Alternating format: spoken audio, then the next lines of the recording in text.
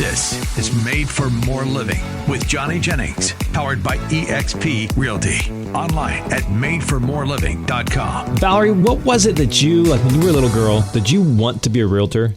Did you grow up wanting to do that? Was not even on my radar. Well, no. she wanted to be a princess. A princess. And she made it. She's a princess. Queen Valary, what is it you wanted to do? I wanted to be a photographer first. Like what type of photographer? Homes? No. Nature, like National Geographic type stuff. That's right. Yeah. I remember that when I first she met wanted you. to travel to Africa and photograph the Aborigines, I guess that's Australia.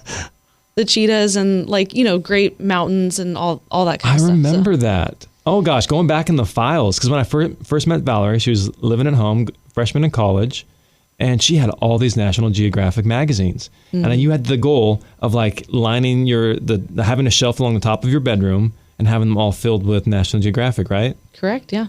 Wow. I was a fan. Yeah. Do you guys still have National Geographic in the house, or they're all gone? No, this is okay. This is a great story. This is one of my favorite Valary stories, and it has nothing to do with Valary. It's all about me. So I'll tell you this real quick. So that's right, because you wanted to be a photographer for National Geographic, and so at the time I had been tentatively accepted into the Naval Academy. Yeah. And so they'd sent me a letter, said, "Hey, you're in. Just come on over, tour the campus. We have this special day where people who are going to come in get to sleep in the dorms and stay with the midshipmen and do all that stuff. And you can bring a family member if you'd like to." So I paid for my dad and I to fly out to Annapolis. And while we were out there, my pops was like, "Hey, how about we swing by? Is it the National Geographic headquarters, something like that?" Yeah, the museum. Yeah. Let's swing by the museum in D.C. And let's get Valary something, because I just started dating Valary.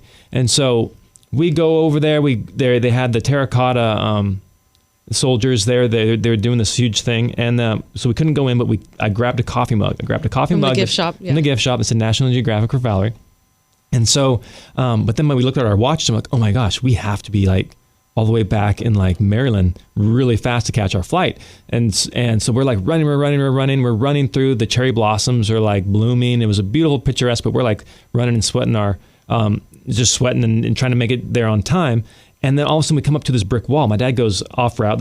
We didn't have smartphones at the time. And come to this 9-foot, 10-foot brick wall. And he's like, "Let's just hop over." And I'm like, "Okay." And so he takes his backpack.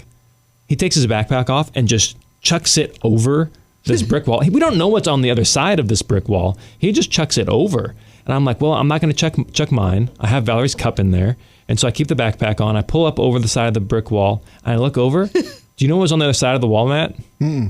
A freeway. Oh, man. It was a freeway. But it was stops traffic. And so that's why we couldn't hear the buzz of traffic. And so it was a legit freeway, and his backpack's just laying out there in the middle of the freeway. I'm like, "Pops, what have we done?" and so imagine sitting in your car, regular Saturday, stuck in traffic or whatever day it was, and all of a sudden a backpack just comes soaring in over the top of this wall. And so he grabs his backpack, we weave in and out, and we still have the cup to this day. But anyways. Yeah. And you made your flight on time. And I made my flight on time. There you go. And if you want Johnny Jennings to be your real estate agent, reach out to Made for More Living. I'll get you National Geographic cup. I go the extra mile. He will do whatever it takes. That's right. Whatever it takes. Even Hopping running over across the brick freeway. walls, risking his life on the freeway. Yeah. But now that we've been doing this for a while, I mean, most people, in my experience, have transitioned out of another industry into real estate, unless they grew up in it or unless they decided out the gate, right out of high school, this is what I want to do. They typically transition into the industry. So you're not alone in that, sweetheart. I mean, I used to want to be a PE teacher, right? Yep. I used to think it'd be cool to get paid to watch kids peg each other with balls all day, but here we are. But life takes some unexpected turns, right? And so... So how did you make that transition or turn? What was it? Well, yeah, it took time. I think being in it together and, in the transition, it doesn't happen overnight, because you go from getting a paycheck every 2 weeks or however often you get paid to now you're self-employed, right? So it does take some adjustment and some forethought. Yeah, I read this little purple book. It's really, really famous. It's titled Rich Dad, Poor Dad. Have you heard about this book? Well, don't read it or else it'll make you want to become a realtor. But I read this book and it totally was a paradigm shift. Like my life was going down one track and then boom, it just clicked over to a different track.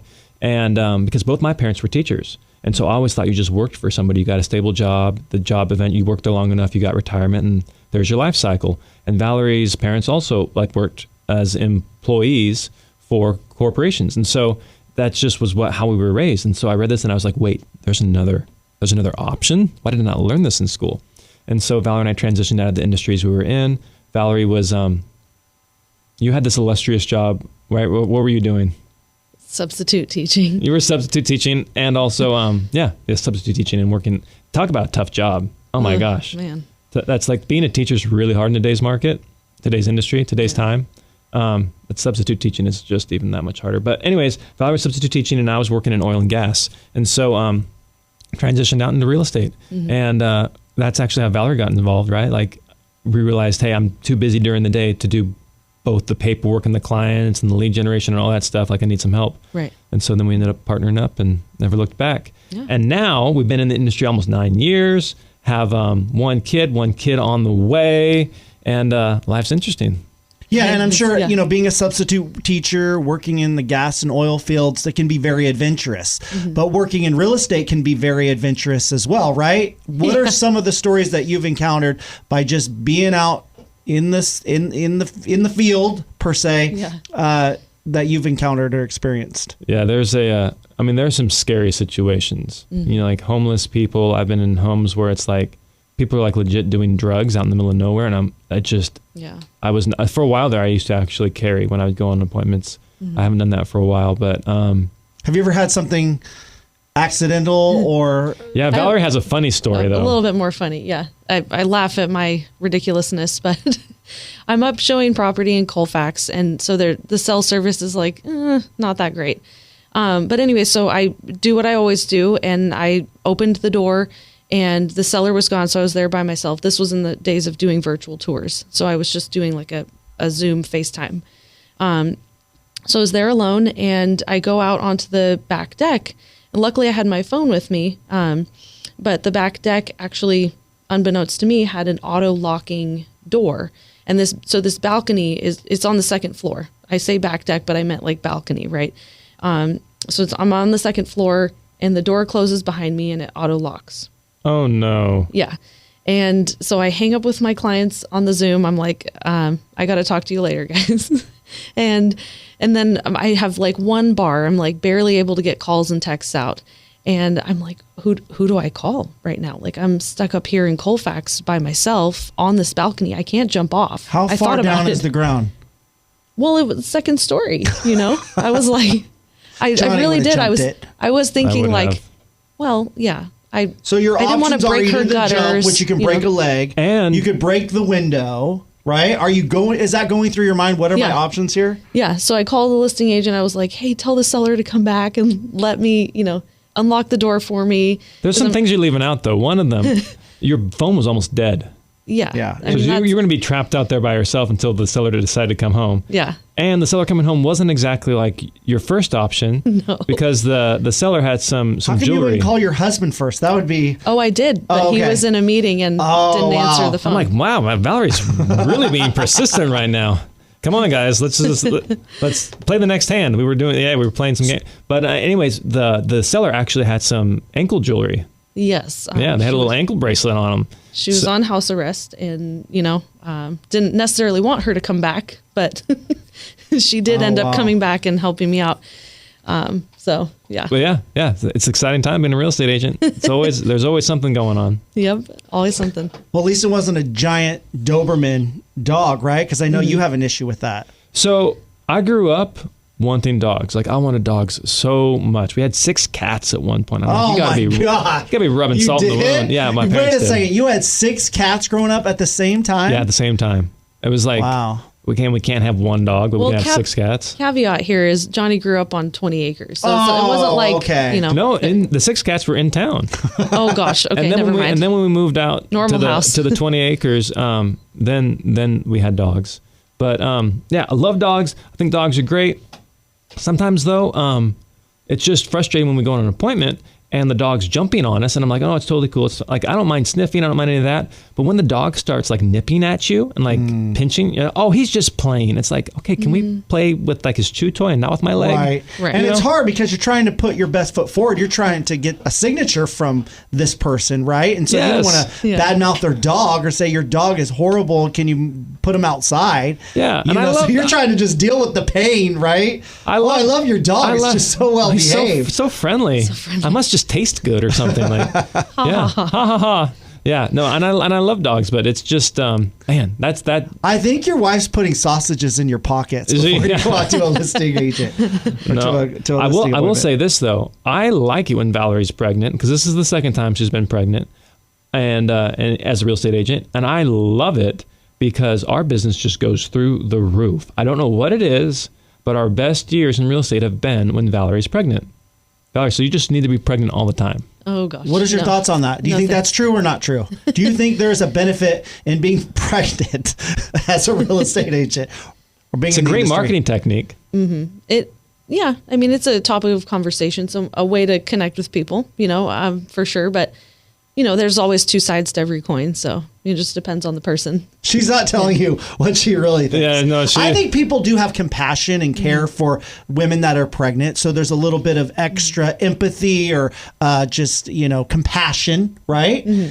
But it could be, like you said, the other side could be that, they think, well, if you're going to be pregnant, you're going to be too busy to be able to work hard for me. So there's that side as well, right? Yeah.